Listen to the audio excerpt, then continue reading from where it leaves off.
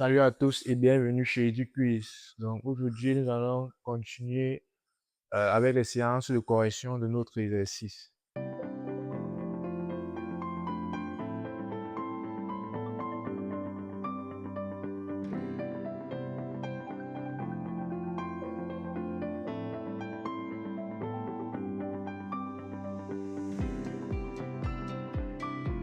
Exercice 5. Misons ensemble. Soit ABC un rectangle tel que AB égale à 6. Première question. Déterminer et construire l'ensemble gamma 1 des points M du plan tel que 2MA plus MB égale à norme de 5MC moins 2MD. Donc, l'exercice nous dit que ABCD est un rectangle tel que AB égale à 6. Donc, on nous a donné un côté de notre rectangle. En première question, on nous dit déterminer et construire l'ensemble des points gamma 1, des points M du plan tel que norme du vecteur 2MA plus MB égale à norme du vecteur 5MC moins 2MD. Alors, pour faire cette question-ci, nous allons tout d'abord dessiner un barycentre. Comme je l'ai dit dans l'astuce de résolution de l'exercice, nous devons d'abord définir un barycentre ici. Un barycentre G, qu'on va appeler G de point pondéré A et B, le coefficient 2, parce qu'on voit 2 là devant MA et 1, le coefficient 1 devant MB. Donc, nous allons définir un barycentre G quelconque ici.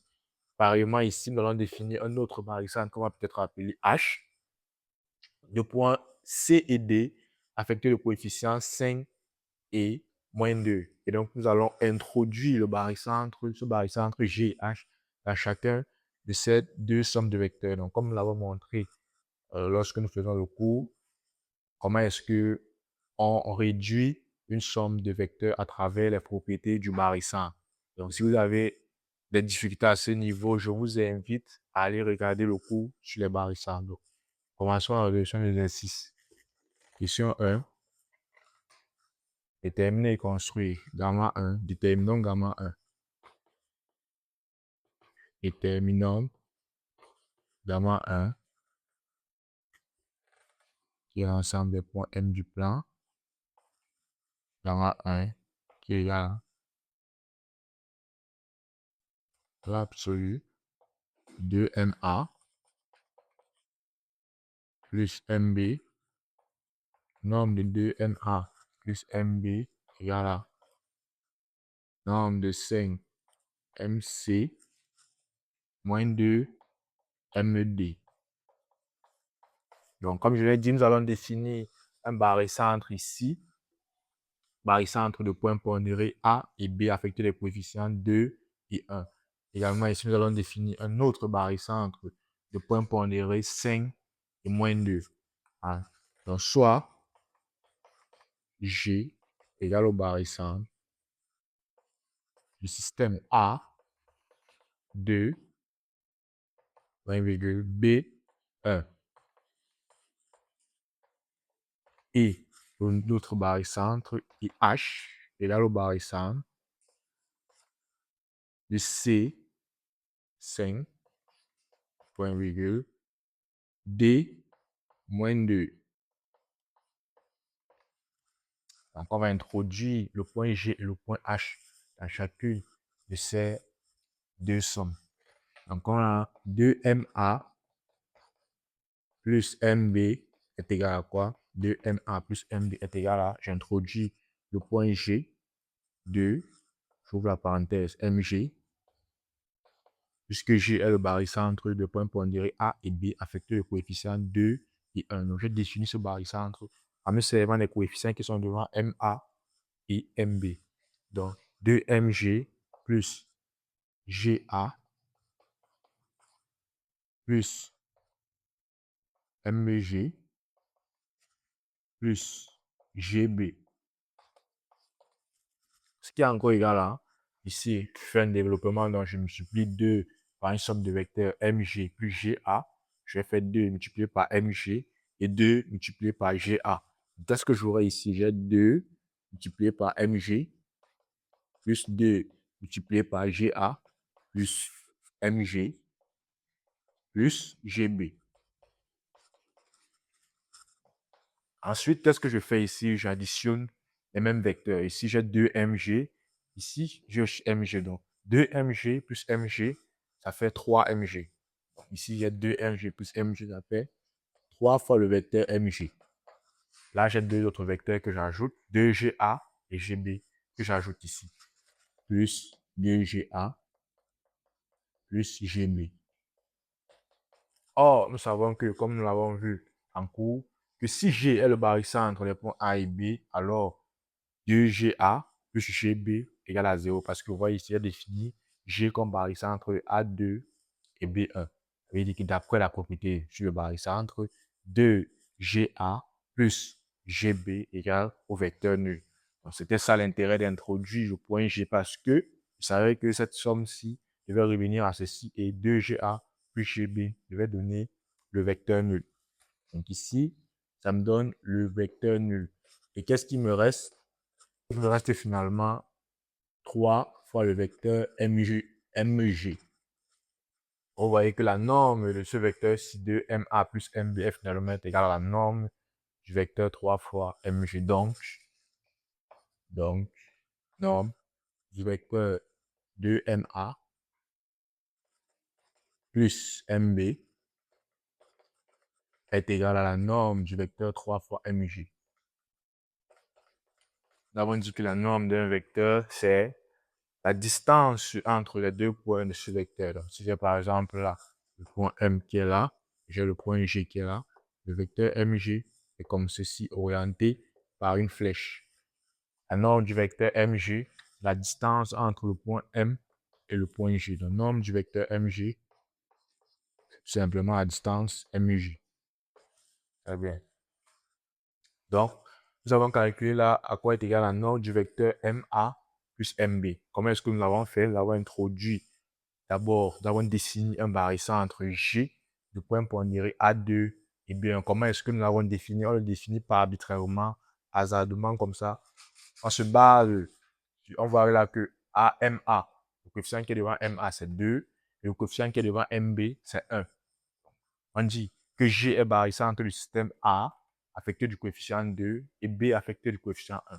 Donc, on va faire de même pour le vecteur, la somme de ce vecteur M, 5MC moins 2MD. Donc là, on va définir nos points barycentre qu'on va appeler H, qui sera barycentre du système C, 5 et D, moins 2, parce que là, il y a moins 2.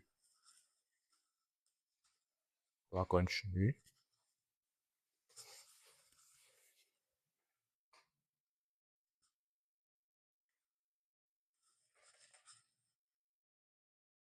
Cinq MC moins 2 MD est égal à H. Comme je l'ai fait par ici, je vais d'abord introduire le point H. Je vais d'abord définir le barycentre H, donc soit H égale à barycentre du système A 5 et D moins 2, plutôt C 5, parce que MC, 5MC, donc C 5 et D moins 2. D moins 2. D moins 2. Donc, je vais introduire le point H dans cette somme de vecteurs 5MC moins 2 MED. Donc, qu'est-ce que j'aurai en introduisant le point H? J'ai 5, on ouvre la parenthèse, MEH plus HC moins 2. J'introduis également le point H ici, MEH plus HD.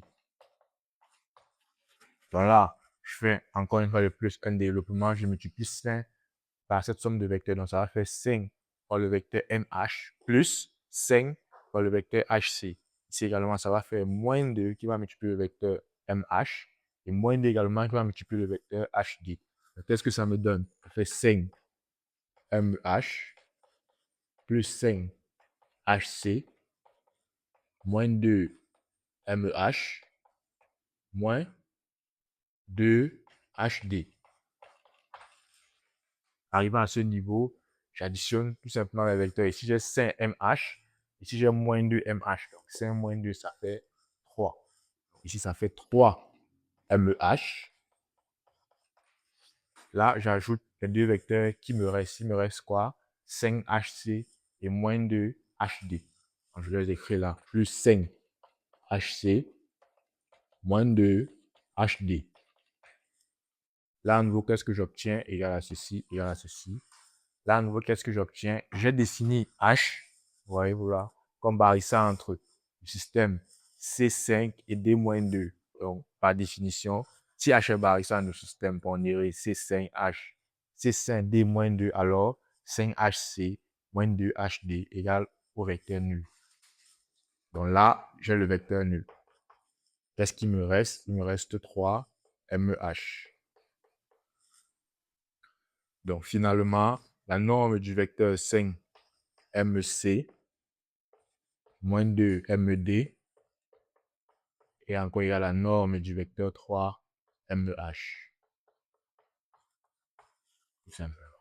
Donc j'ai réussi à réduire cette norme du vecteur de MA plus MB qui est égale à 3 fois la norme du vecteur MG. Et à ce niveau-ci, le vecteur 5MC moins 2MD qui est égal à 3 fois le vecteur MH. Donc ici, lorsqu'on me demande de calculer l'ensemble de ces points M du plan, j'ai réussi à réduire d'abord, je pense d'abord à réduire ces deux sommes de vecteurs en un seul vecteur. Ensuite, ces vecteurs que j'ai trouvés que je vais utiliser pour pouvoir trouver l'ensemble M des points qu'on m'a demandé. Je continue là.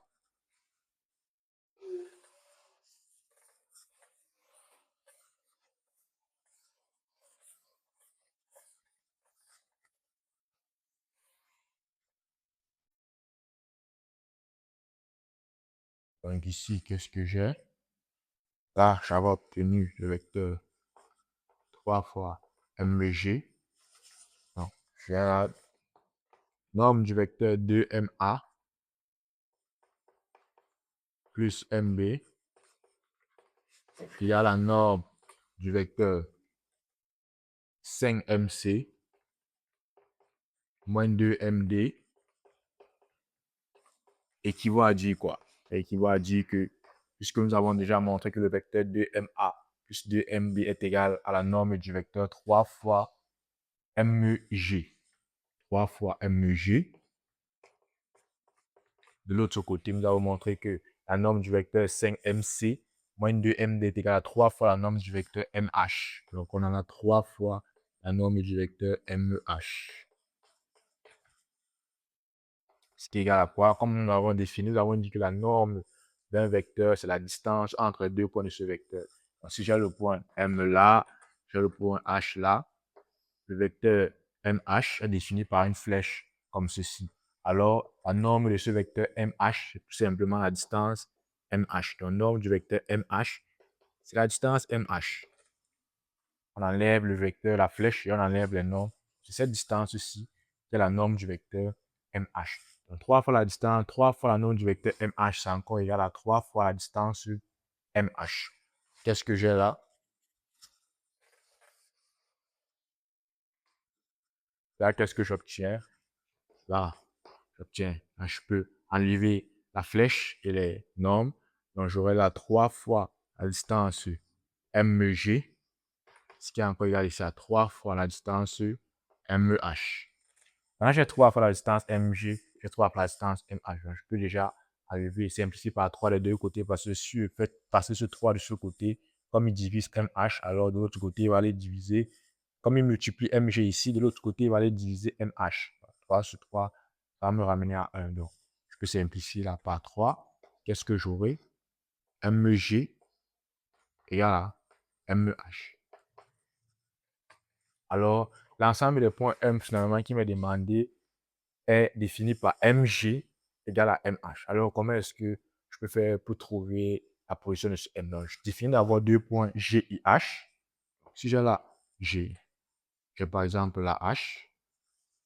Donc, on va regarder ça ensemble.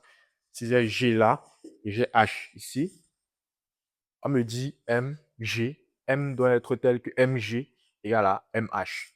Donc, si MG égale à MH, ça veut dire que M est un point équidistant des points G et H, puisque MG égale à MH. Si par exemple, je mets le point, bon, mettons là MH. Par exemple, je mets le point M ici. Je vois là que MG peut être égal à MH. J'ai là MG est bien plus grand que MH, ce qui n'a pas de sens parce qu'on m'a dit que MG égale à MH. Donc, M doit être équidistant entre le point G et H. Ça veut dire forcément M est déjà situé sur le milieu du segment GH parce que la position équidistante entre le point G et H est bien évidemment le milieu du segment GH. Donc M, cette position correspond déjà à l'ensemble des points M des plans demandés. Est-ce que c'est seulement cette position qui convient? Non. Je peux encore avoir plusieurs autres positions qui vérifient MG égale à MH. J'essaie de regarder. Je vois par exemple que là, tous les points qui sont situés sur la médiatrice du segment GH. Donc, le segment GH, tous les points qui sont situés ici vérifient cette relation MG égale à MH. Donc, si je prends le milieu du segment GH, je vois qu'il vérifie MG égale à MH. Si je prends également tout point sur la médiatrice de ce segment, par exemple, ce point, donc la médiatrice d'un segment, c'est la droite qui passe par le milieu de ce segment et les perpendiculaires.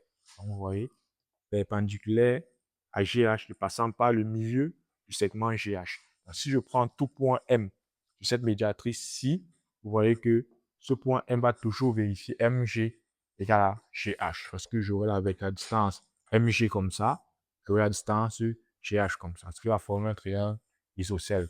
MG sera toujours égal à MH. Par contre, si je prends un point, par exemple, qui n'est pas sur cette médiatrice, vous voyez bien que MG MH sera beaucoup plus petit que MG. Vous voyez que là, c'est plus grand, là, c'est plus petit. Donc, tous les points M doivent être situés sur la médiatrice du segment GH. Donc, l'ensemble des points tels que 2MA plus 2MB égale à norme de 2MC moins 2MD est tout simplement la médiatrice du segment GH. C'est là que l'exercice nous a demandé. Nous allons continuer avec la question 2, qui est également de déterminer et construire un autre ensemble. Là, nous l'avons déterminé. Donc, la détermination, c'est la miniature du segment GH et nous l'avons construit. C'est la construction. Maintenant, ici, on nous demande également encore de déterminer et de construire un autre ensemble qu'on appelle gamma 2, des points M du plan tel que cette fois-ci, 2MA plus MB égale à 2AB.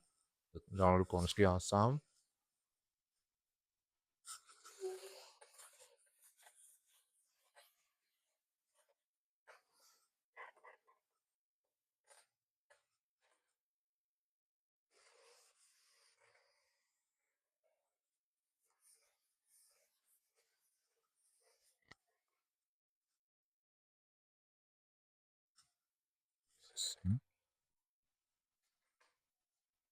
Deux,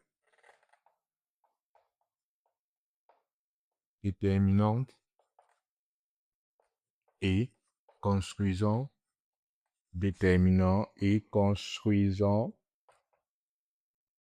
gamma, gamma 2, cette fois-ci qui est l'ensemble des points M du plan en vérifiant cette égalité norme de 2MA plus MB égale à 2AB. Donc, comme nous l'avons fait ici, nous allons également dessiner toujours un barycentre G des points pondérés A et B affectés des coefficients 2 et 1. Ceci pour réduire cette somme. Donc, soit G égale à barycentre,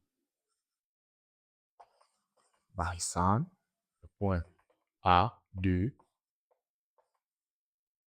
point virgule B, 1. Alors ici, nous n'aurons pas défini un barycentre parce que là, c'est 2AB, il n'y a pas de vecteur ici. La distance, c'est 2 fois la distance AB. La distance AB qui nous a été donnée ici dans l'exercice, AB égale à 6. Donc, 2MA plus MB est égal à quoi? J'introduis le point G, barycentre de ces deux systèmes pondérés, donc j'aurai là 2 facteurs de MG plus GA plus MG plus GB. Donc là, j'ai introduit le point G dans le vecteur MA et dans le vecteur MB. Là, je multiplie 2 par la somme des vecteurs MG et GA. Ça va faire 2 multiplié par le vecteur MG plus 2 multiplié par le vecteur GA. Donc, qu'est-ce que j'ai là? J'ai 2MG plus 2GA plus MG plus GB.